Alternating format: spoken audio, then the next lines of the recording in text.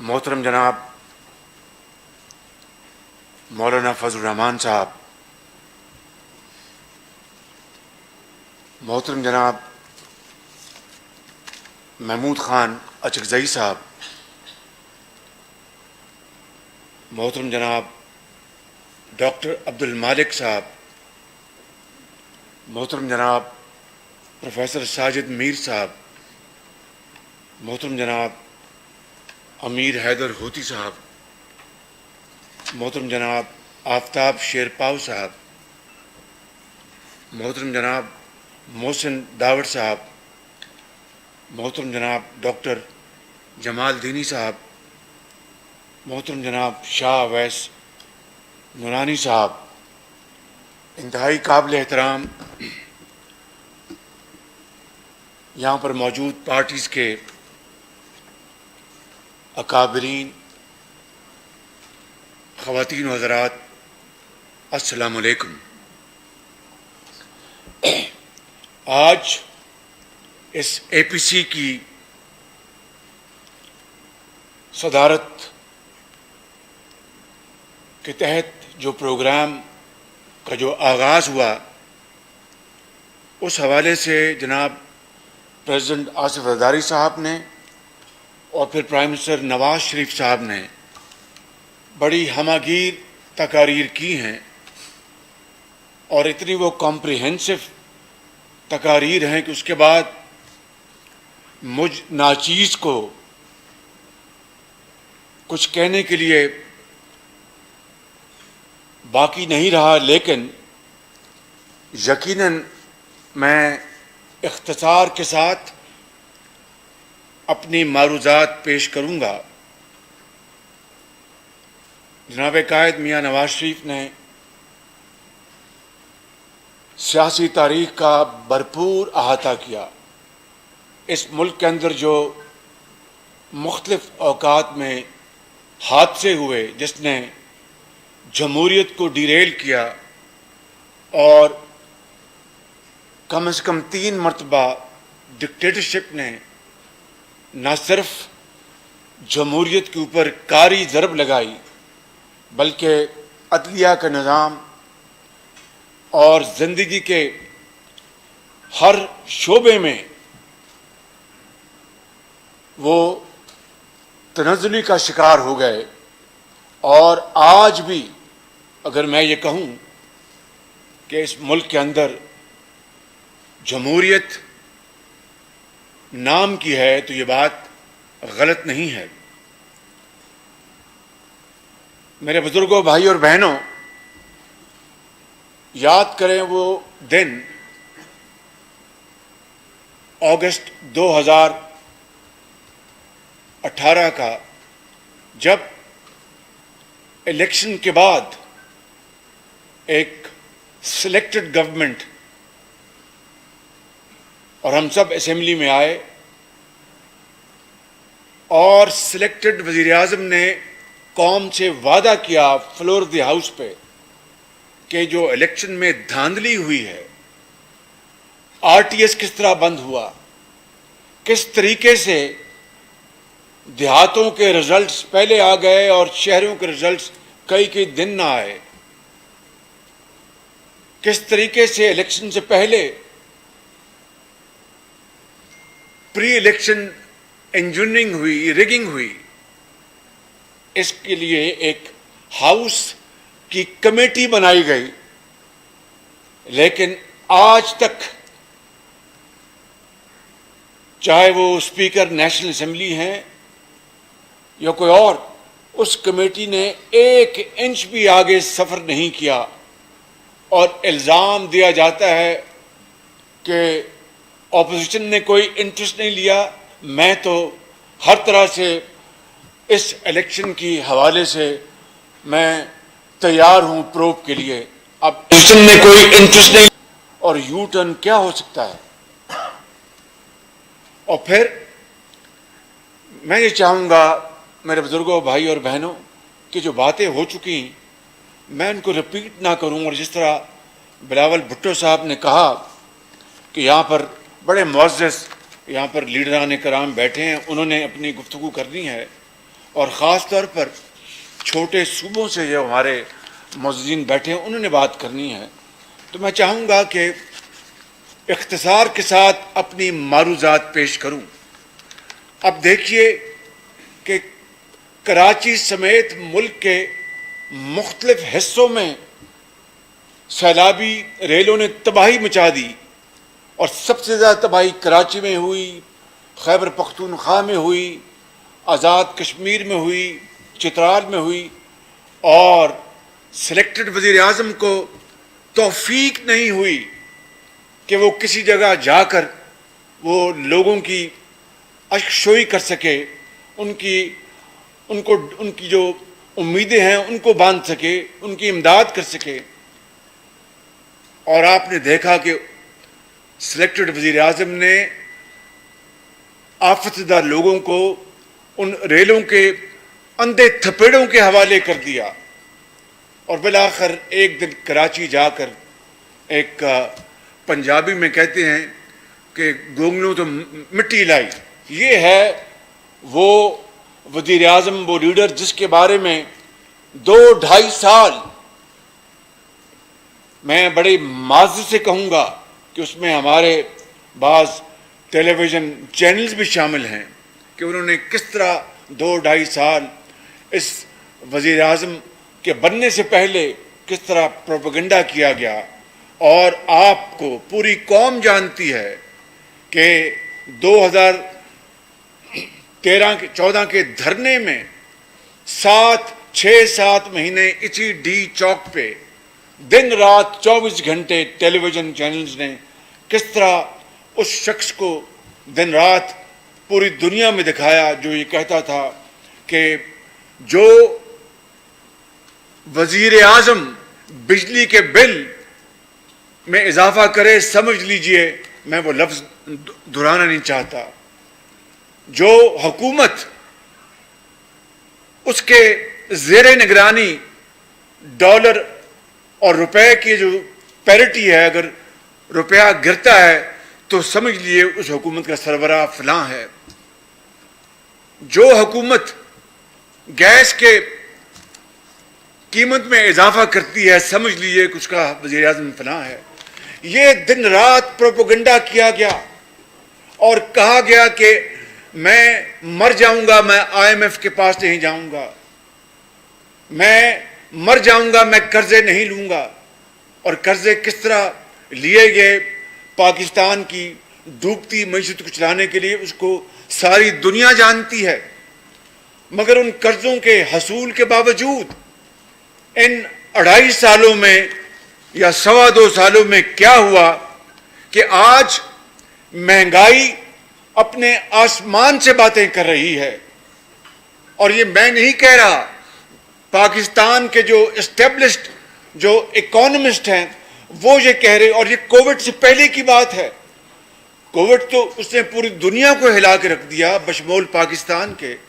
ہم اس پیریڈ کی بات نہیں کر رہے، میں پری کووڈ پیریڈ کی بات کر رہا ہوں کہ اس وقت کووڈ کے آنے سے پہلے پاکستان کی معیشت کو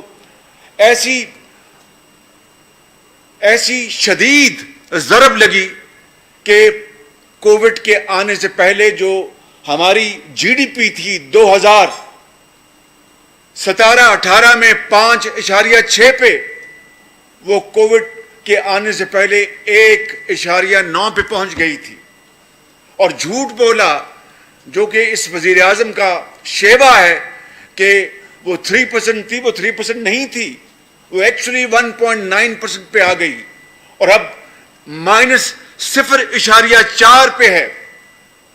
40 لاکھ لوگ بے روزگار ہو چکے ہیں، اور پاکستان کی تاریخ میں پہلی مرتبہ گندم کی کٹائی کے فوراً بعد 66 لاکھ ٹن حکومت کا دعویٰ ہے کہ انہوں نے گندم پروکیور کی۔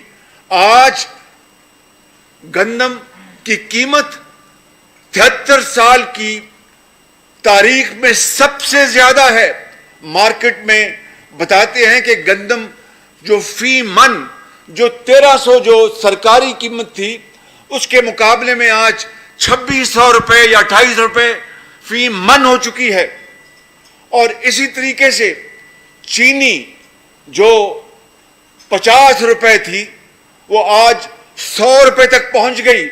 سوال یہ پیدا ہوتا ہے میرے بزرگوں، بھائی اور بہنوں، کہ 2018 کے آخر میں جب یہ حکومت آ چکی تھی جس نے پاکستان کے اندر شہد اور دودھ کی نہریں بہانی تھیں اور پاکستان کے اندر باہر سے 300 ارب ڈالر لانے تھے، انہوں نے فیصلہ کیا کہ چینی کی ایکسپورٹ کی جائے.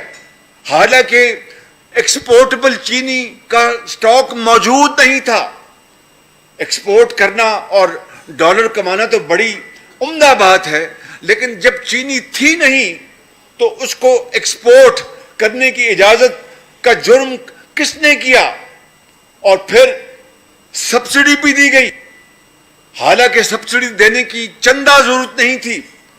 اور تیسری بات کہ جب 2018 میں ڈالر 110-15 روپے پہ تھا تو 2019 میں جب وہ 150-60 تک پہنچا تو یہ جو 40% روپے کی قیمت میں کمی ہوئی، اس کا سارا نفع ان چند چینی کے ایکسپورٹرز کو ملا جو کہ 40 ارب روپے بنتا ہے.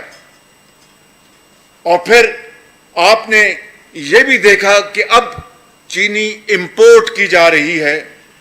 پاکستان کے محدود زر مبادلہ کا استعمال اتنا کرمنل ہو رہا ہے کہ چینی پہلے آپ نے ایکسپورٹ کی اور قیمتیں بڑھا دیں اور 80 روپے پہ چلی گئی، اور آج چینی آپ لاکھوں ٹن امپورٹ کر رہے ہیں. اسی طریقے سے گندم ابھی سیزن کا آغاز ہوا ہے اور گندم امپورٹ ہو رہی ہے. یہ 73 سال میں اس طرح کی دل خراش منظر اس قوم نے نہیں دیکھا تھا. اور اس کا اصل جو تکلیف سے جو گزر رہا ہے اس قوم کا، ایک غریب بیٹا، یتیم بیوہ، بیٹی بیوہ، ایک مزدور، ایک کاشتکار، ایک دہاڑی دار، وہ بیچارہ اس سے پوچھیں کہ زندگی اس کے اوپر کتنی تنگ ہو چکی ہے. میں یہ کہنا چاہتا ہوں کہ پھر آپ نے دیکھا کہ قرضے انہوں نے ان 2 سالوں میں اتنے قرضے لے لیے اس حکومت نے کہ پچھلے 10 سال 5 سال کے قرضے ایک طرف، 10 سال کے قرضے ایک طرف اور 2 سال میں قرضے ایک طرف. اور کیا انہوں نے قوم و ملک کے لیے کون سے پبلک ویلفیئر جو منصوبے بنائے ہیں؟ ایک نہیں. جہاں پر بھی جاتے ہیں پورے ملک میں وہ پہلے منصوبوں کے اوپر دوبارہ جا کے تختیاں لگا رہے ہیں. اور پھر جو احتساب کا عمل یہاں پر اس کے اوپر گفتگو ہوئی، میں زیادہ نہیں کہنا چاہتا. اصل میں اس ملک میں اس وقت احتساب کے نام پر اندھا انتقام ہے اور ابھی تک ان کی پیاس نہیں بجھ پا رہی. کہ اگر انہوں نے احتساب کرنا ہوتا تو پہلے سب سے پہلے اپنی کابینہ میں وہ لوگ جو بیٹھے ہیں جنہوں نے اربوں خربوں کے سکینڈل میں ملوث ہیں، ادویات دیکھ لیں. کس نے ادویات کی قیمتیں بڑھائیں؟ اسی حکومت میں. اور اس وزیر کو فارغ کیوں کیا گیا کہ جناب وہ سکینڈل میں ملوث تھا؟ نہ نیب نہ ایف آئی اے. سکینڈل کے کون ذمہ دار ہیں؟ یہی وزیر اعظم، یہی حکومت. نہ نیب نہ ایف آئی اے. نیب اور ایف آئی اے یہ گٹھ جوڑ صرف اور صرف یہ اپوزیشن کے خلاف ہے اور یہ احتساب نہیں، یہ انتقام ہے. اور اس وچ ہنٹنگ کے ساتھ ساتھ اب میڈیا ہنٹنگ بھی ہو رہی ہے. میڈیا کے ساتھ جو اس وقت ناروا سلوک ہے، شاید وہ حالیہ تاریخ میں اس کی بدترین مثال نہیں ملتی. تو میں سمجھتا ہوں کہ آج یہ اے پی سی جس مقصد کے لیے آج اکٹھا، اور پھر ہمیں کہتے ہیں کہ جناب انہوں نے اتنے قرضے لیے تو اس کا ایک ایک پائی کا حساب تو آپ دیکھ رہے ہیں. آپ نے تو قرضوں کی ایک کمیٹی بنائی ہے، کمیشن بنایا تھا.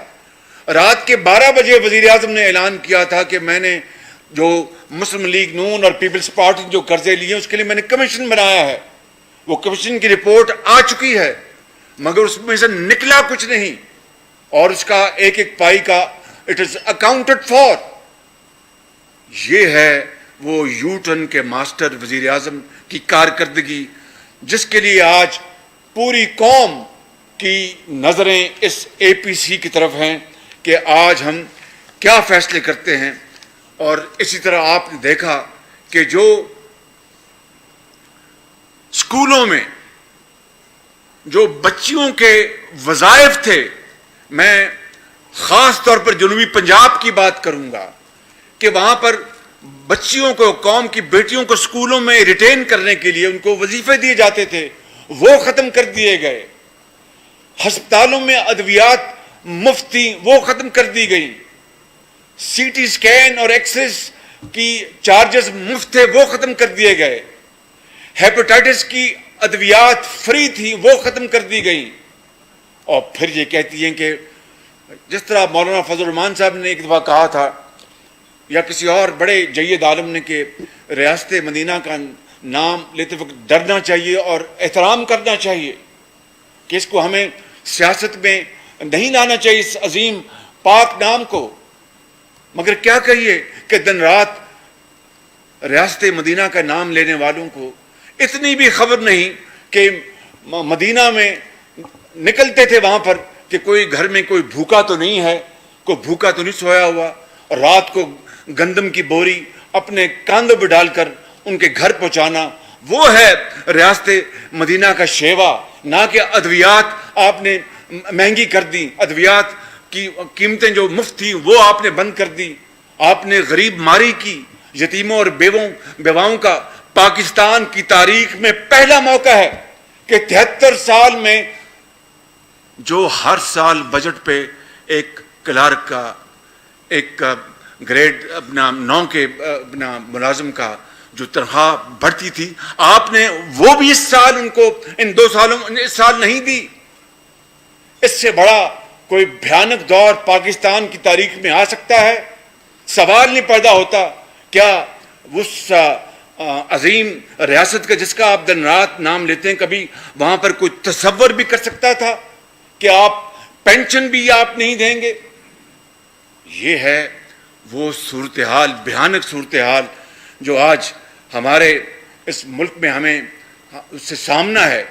میں سمجھتا ہوں کہ ہر لحاظ سے یہ حکومت جو ہے وہ مکمل طور پر وہ ناکام ہو چکی ہے اور بری طرح ناکام ہو چکی ہے. میں دیکھتا کہ اگر کوئی اور حکومت ہوتی اور جتنی سپورٹ اس حکومت کو موجودہ کو ملی ہے ان اداروں سے کہ جس کا 73 سال میں تصور نہیں کیا جا سکتا, اس کے باوجود بھی بدقسمتی سے یہ وزیر اعظم کی شومی قسمت ہے, اس حکومت کی بدقسمتی ہے کہ اتنی یعنی بلائنڈ سپورٹ کے باوجود بھی, انکنڈیشنل سپورٹ کے باوجود بھی یہ پاکستان کی سب سے ناکام ترین حکومت ہے. اور میں سمجھتا ہوں کہ اگر اب بھی ہم نے اس کا احتساب نہ کیا اور اب بھی ہم نے ان تمام تر تباہ کاریوں کے باوجود بھی ہم نے خاموشی اختیار کی, تو یقین کریں وہ خاموشی جرم بن جائے گی اور ہم بھی اس جرم کا حصہ بن جائیں گے. آپ یہاں دیکھیں کہ چین جیسا ایک بڑا مربی اور پاکستان کا بہترین دوستوں میں سے ان کا شمار ہوتا ہے, کس طریقے سے اسی حکومت نے حکومت میں آنے سے پہلے پبلکلی چین کے حوالے سے کیا کیا باتیں کی. کے پی کے میں آج 7واں سال ہے ان کی حکومت کا, وہاں پر ان کے وزیر اعلیٰ نے اس دور کے کیا کیا چائنا کے خلاف باتیں کی کہ دل دکھتا ہے کہ وہ ملک جو پاکستان کا ایک مخلص ترین دوست ہے اور جنگوں میں, امن میں, سیلابوں میں, زلزلوں میں, انٹرنیشنل فورم میں, یو این میں, سیکورٹی کاؤنسل میں پاکستان کا ہر وقت اس نے ساتھ دیا, اس کو بھی ہم نے نہیں بخشا. اور آج وہی چین ہے جس کی طرف ہم دیکھ رہے ہیں. پھر ابھی قائد نے بات فرمائی اپنی اسپیچ میں، سعودی عربیہ ہمارے بہترین دوستوں میں شامل ہے. کس طریقے سے ہم نے اس معاملے کو مس ہینڈل کیا اور کشمیر کے اوپر وزیر اعظم کی زبان کو تالا لگا ہے. کشمیر کی وادی میں خون بہہ رہا ہے اور وہاں پر کشمیریوں کا جس طرح وہاں پر دن رات ان کو شہید کیا جاتا ہے. ننھے کشمیری کے نانا کو شہید کیا، جوانوں کو، بزرگوں کو، ماؤں کو، بہنوں کو اور بیٹیوں کو. پھر آپ دیکھیں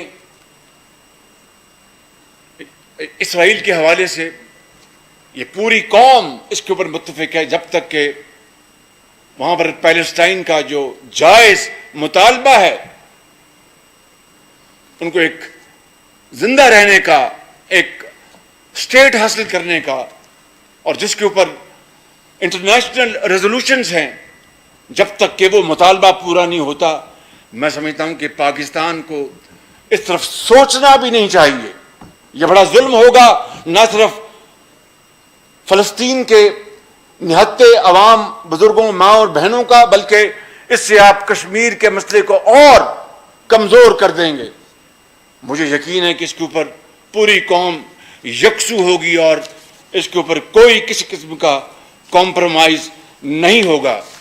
میں زیادہ وقت نہیں لوں گا. آخر میں مجھے پھر چند باتیں گزارشات کرنی ہیں، لیکن میں صرف یہ کہوں گا کہ یہ کہتے ہیں کہ ہماری ایک تاریخی حکومت ہے. یقیناً یہ ایک تاریخی حکومت ہے کہ یہ تاریخی دھاندلی کے نتیجے میں آئی.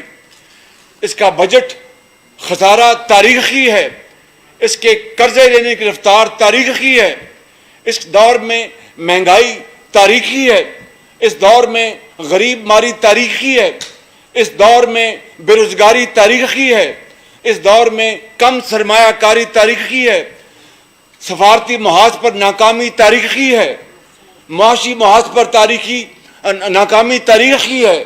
تو آج پھر اس تاریخی حکومت کو تاریخ کے کوڑے دان میں ڈالنے کے لیے ہم اکٹھے ہو جائیں اور پھر اس ملک کے 22 کروڑ عوام کو بچانے کے لیے ہم اکٹھے ہو جائیں.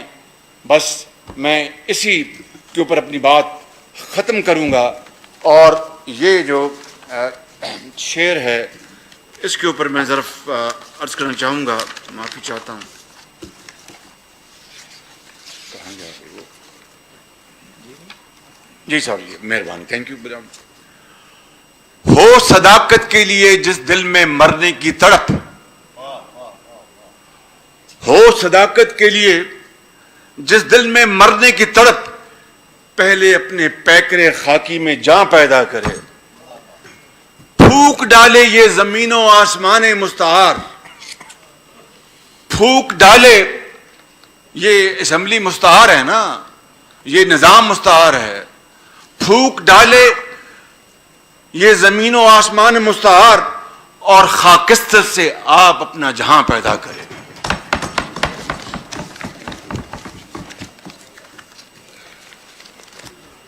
بسم اللہ الرحمن الرحیم. میرے خیال میں ہم